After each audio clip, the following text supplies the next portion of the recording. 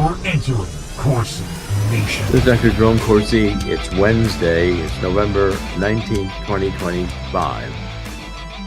Well, the Senate last night voted for allowing all the Epstein documents to be printed. At least that's the way it looks in terms of the story coming out today. When you read the bill, there's still plenty of wiggle room in the bill, which is typical for Washington.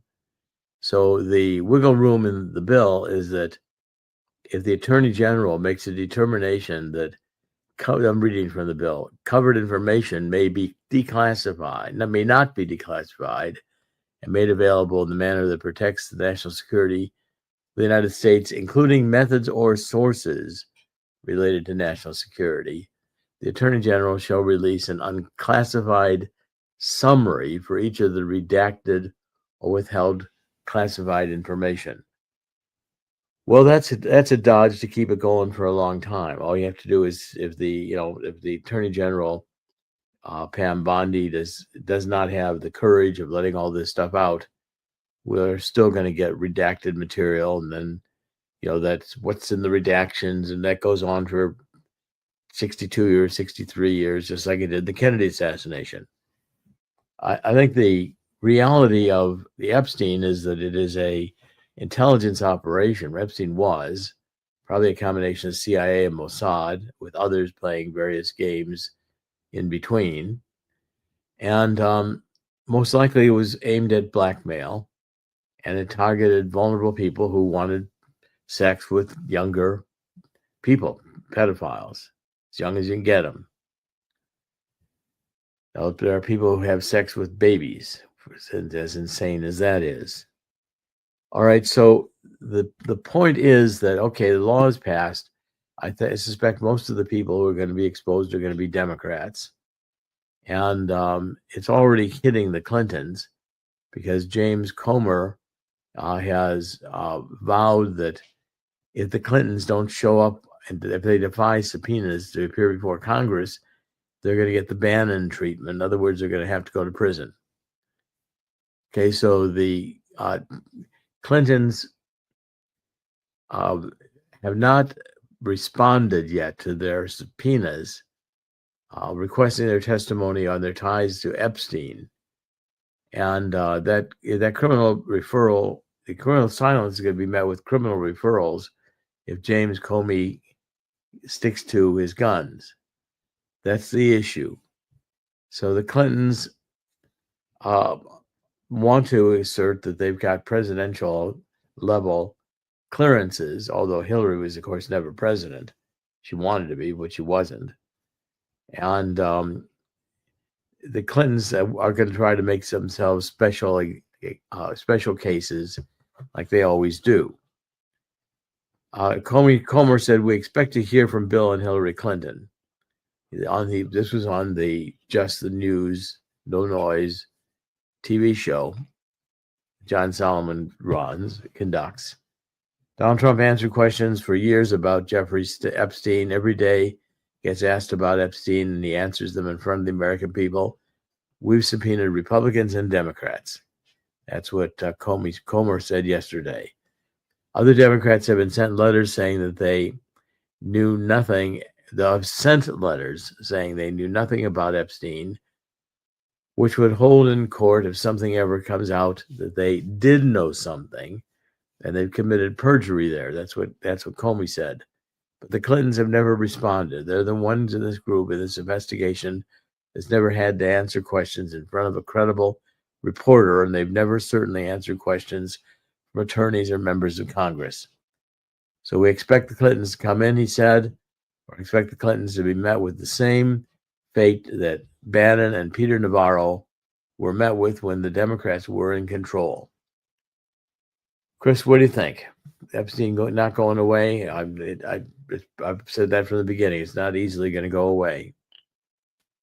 I think we're stuck with Epstein until we realize the extent to which people like the British Crown was involved, probably King Charles. It's going to bring down some governments before we're done. Well, I hope it does. I hope it does. It brings down a lot of congressmen as well. I'd like to see some people who are involved in these nefarious practices brought down. I don't care what party you're from. We don't want to choose these people to lead or legislate for us.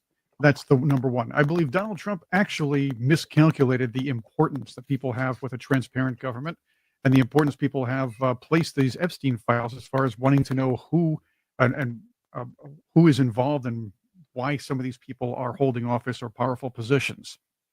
So he miscalculated how important that was to his base. His base is not conservative Republicans. It's people who want to see the way Washington does business changed. So that's a big deal. He's trying to find a way to work around it. I suppose he can now say to the people that may have said, "But Don, I don't want these things released." Well, my hands are tied now. Congress, the House, and Senate both said we have to do this. I'm going to have to sign this. So I think he wanted this done. And now he was sitting here watching the Democrats play with this over and over, hoax after hoax after hoax, trying to implicate him. And now he can just drop a bombshell on them. And this all winds up being strategically, or at least looking from the outside in, a strategically genius move. Well, I think Trump is going to come out okay on this because he's not involved.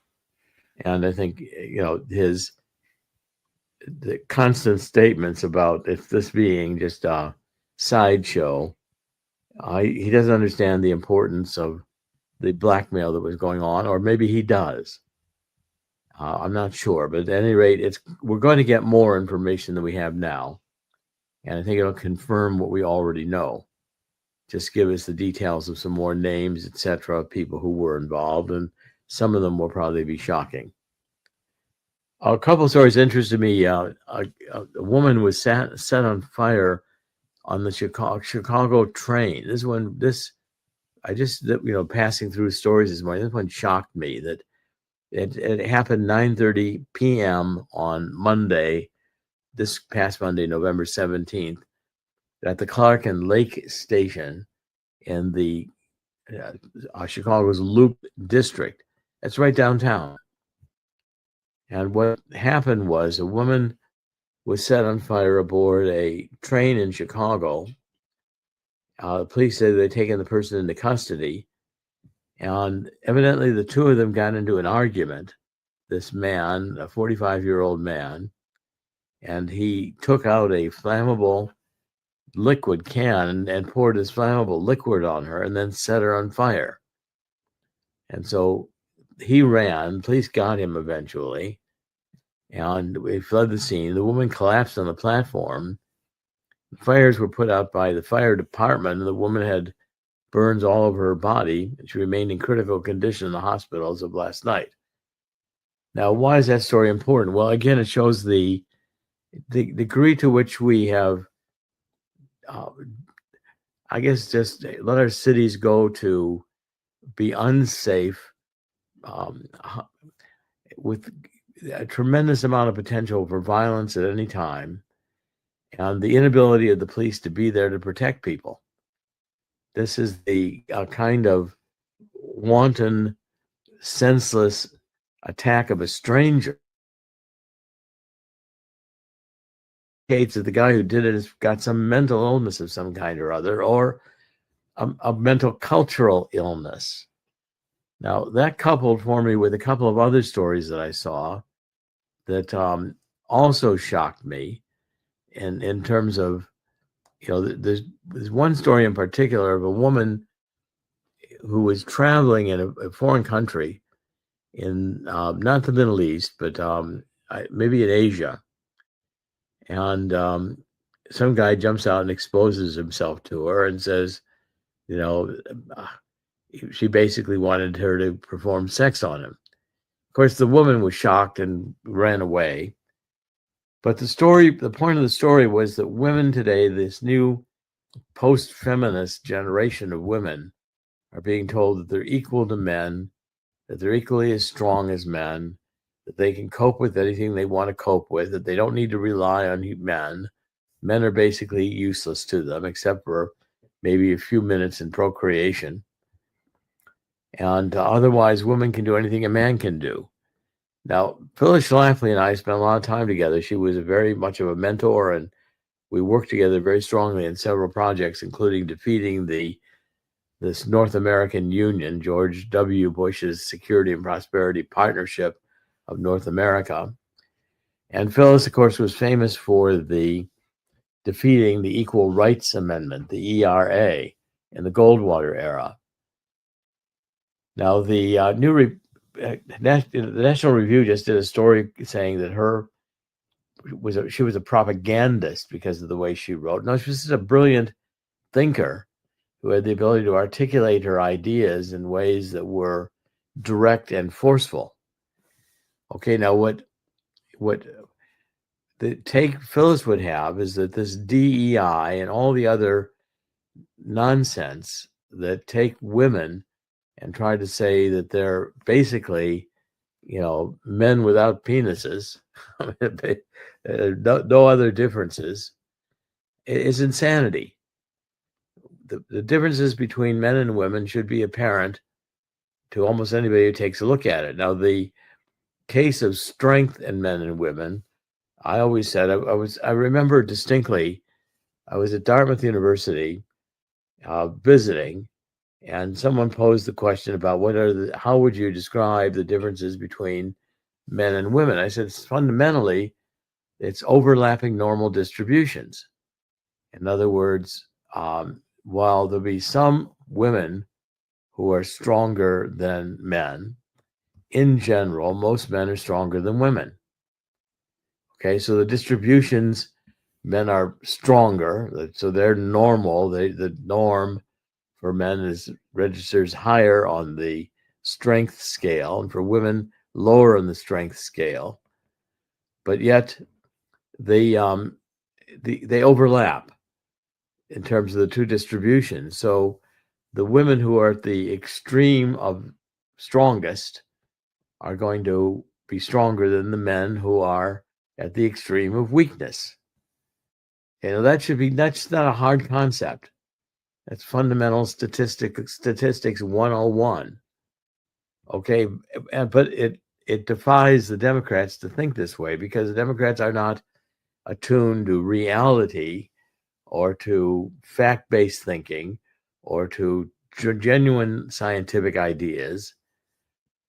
And there's also a story out today about Watson, who was the guy who came up with the double-stranded DNA. He's the guy who figured out how DNA was a double helix.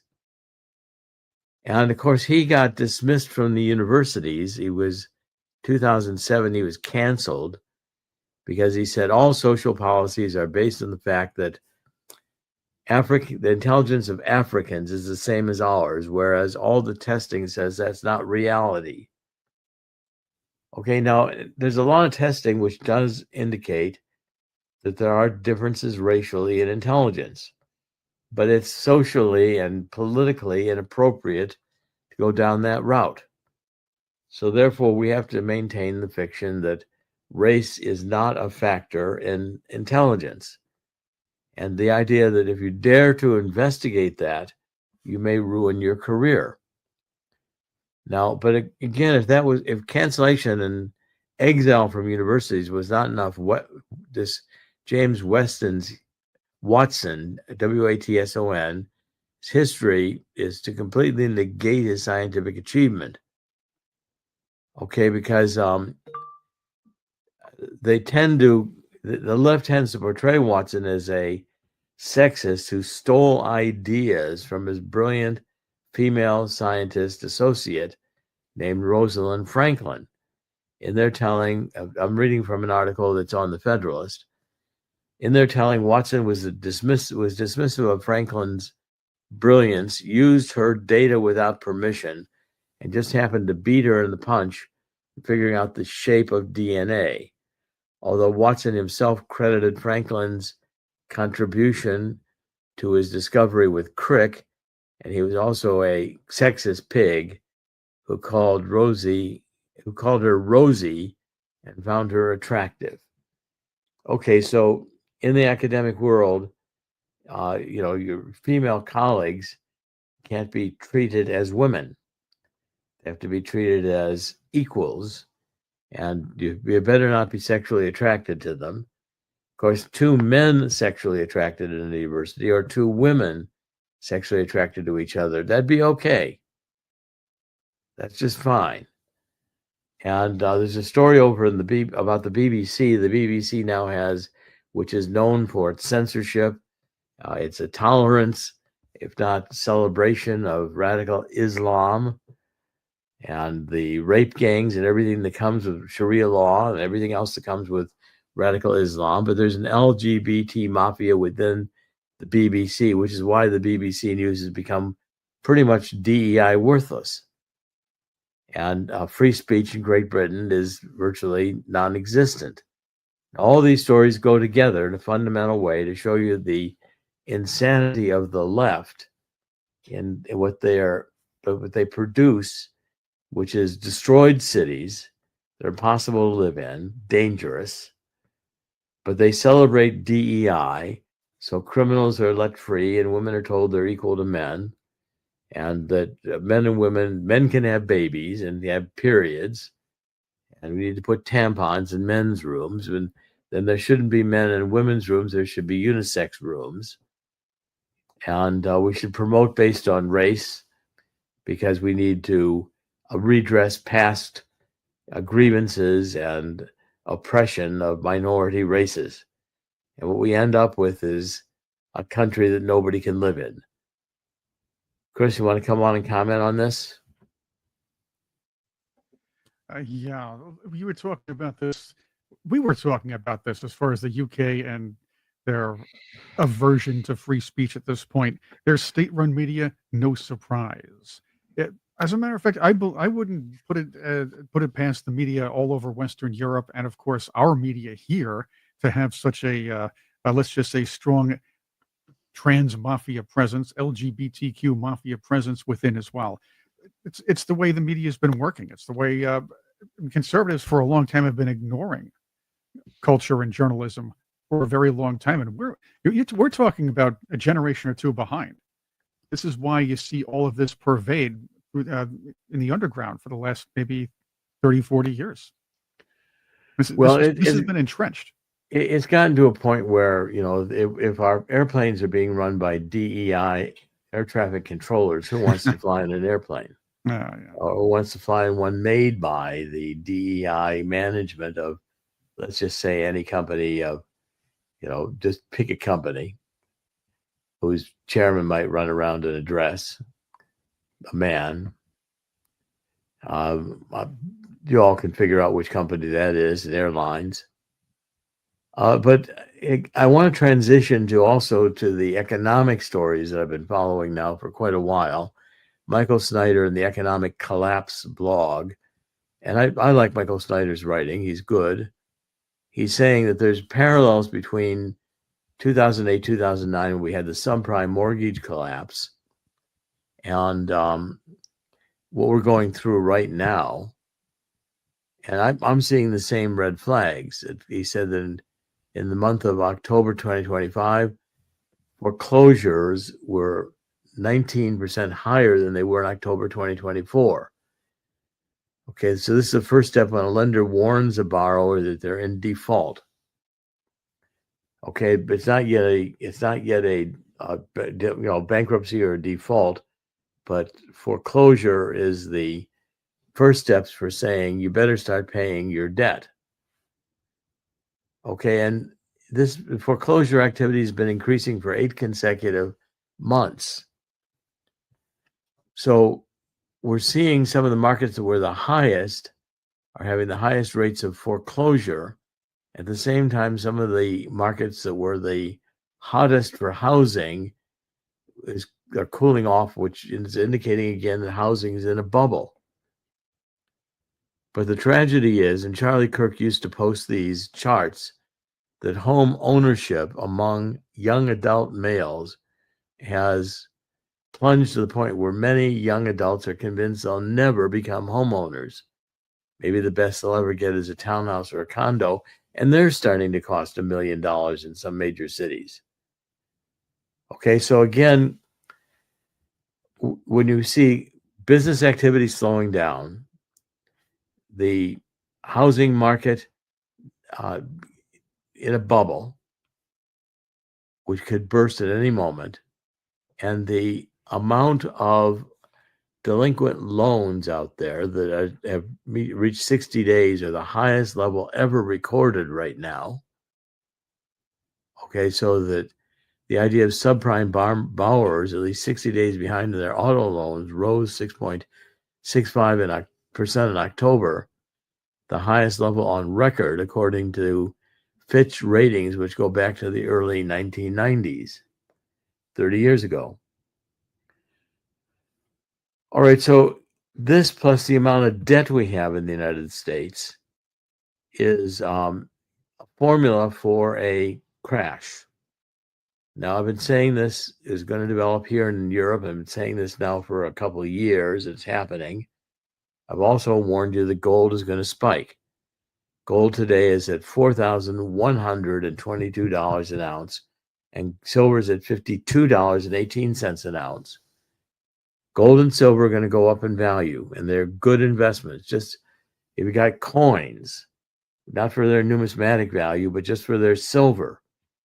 Now, that's the brilliance, I think, of Swiss America. And if you go to Swiss America on our Corsi Nation website, Chris will show you how to navigate it. It's right in the top bar where it says gold. If you go there, and you'll see that he's right now showing you the God's 5 stones, which is our 501c3. But here now we're looking at the Swiss America. You get this Walking Liberty $50 offer for a first-time buyer. Fill out the form. It's a one-time offer, and it's an introductory offer, but you can get 250 of these coins. They're absolutely beautiful for really what they're worth in silver. And that at least gets you started with owning some precious metals. Once you've gotten started, you can begin developing the psychology of investing in precious metals. And that takes a little bit of a mind shift. But once you've done it, you're just going to get out of worthless paper dollar bills and into currency that has some potential to appreciate in its purchasing power. As you get into it, you also please read this book, How the Coming Global Crash is Going to Create an Historic Gold Rush. Call the 800 number, 1-800-519-6268. Please write this number down. Just call Swiss America, 1-800. It's a toll-free number, 1-800-519-6268. 1-800-519-6268. Get a copy of the book. Okay, now, if we take a look further at the economic news today, it's not only the internal signs in the United States, but you're seeing that, we're worldwide. Europe, which has begun persecuting Christians, is also on the door of financial collapse. Okay, so free speech is under attack, and the sacred cows of the progressive world, transgenderism, unlimited immigration, and radical communist Islam, has now mobilized the thought police throughout many European countries. Great Britain is the most frightening example, but now even there's a trial of a Finnish parliamentarian reveals how often it is that Christians who find themselves under attack. This particular congressman has spent 6 years fighting a hate speech prosecution simply for quoting passages from the Bible and defending traditional marriage.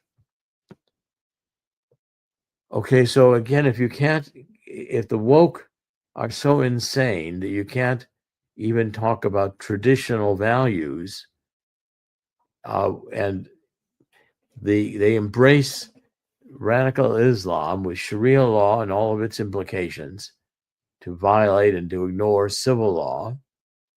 They won't report on rape gangs and other bizarre things, because remember, the earlier part of the show, what I was telling you was that, you could say to women, you're just like men, and you're equal to men, and you should act like this, and you should travel without fear and do whatever you want to do. There's differences between men and women that you're not going to extinguish. We fundamentally have different internal wiring in how we think and feel. And people deny that are just denying reality. And there's differences in cultures that are fundamentally different. Islam has been at war with Christianity since about the beginning. Okay, and the differences are that the whole idea of sex in Islam is as if, it was the women bewitching the men, and they have to be put in bags so they're not as attractive. And any woman with a short skirt is asking to be raped. That's the mentality. Now, if you get that mentality going, that's not all Islam. It's not every Muslim by any means. But if that particular mentality persists, Islam is down the path to jihad and wants to destroy Western civilization. Now, of course, if you say that, if I said that and had a university job, I'm sure my phone would be ringing already from the dean asking to see me this afternoon, because you're not allowed to talk like this in the university. But the fact is, these are realities, and we're ignoring the realities. Now, Donald Trump is trying very hard to do two things. Number one is establish peace in the world, and with a message of peace through prosperity, which is a very good message in the Middle East and around the world. And I fully endorse it. I think people who are middle class or even better off are not inclined to go to war till they get so massively wealthy that they want war because it's an investment, makes them their wealth double, triple from the arms manufacturing and the destruction of cities and et cetera that have to be rebuilt, and the banking money and the interest that's paid on the money that's lent. So the moneyed classes sit back and create wars that the middle class dies in, and inflation occurs, the middle class gets squeezed out. But if you take a look at the transgenders and the transhumanists, these people think that they are the super human beings who can transcend good and evil, as Nietzsche preached. And if you take a look at my book, The Truth About Neo-Marxism, Cultural Maoism, and Anarchy, you can see that we're in the anarchy stage of this progression. It is nihilistic and destructive. That book will explain to you how we got there and how we can get out of here. The best way to get out of here is get the language recovered so we don't have language perversion, so that we get back to traditional values and back to God. In the end, God always wins. God's going to win here too. But it's going to take us on following 2 Chronicles 7:14 to get on our knees and ask God to forgive us for letting the world get to this insane place. A world with nuclear weapons proliferating and nuclear weapons being created that have no ability to be stopped. Hypersonic weapons, all kinds of new cruise missiles with atomic engines that can circle the globe for an indefinite period of time to be used when wanted. Russia's evidently developed one of those. We are at a precipice in human history where we have the capability of destroying ourselves, or we have the mandate to come back to traditional values and to quit all this nihilistic, Marxist, cultural Maoism, extremism that's aimed at destroying all that's good about human beings. I just don't believe that God created this place to lose or for Satan to win. So Europe, which thinks it also can go to war with Russia, by the way, the European Parliament is passing laws and ordinances that say that when they go to war with Russia, armies can move across countries without having to pay, border crossing charges, etc., and they won't be stopped in their transition from country to country in Europe. If Europe wants to go with Russia, Europe is absolutely insane. Coexisting with Russia is a much better idea.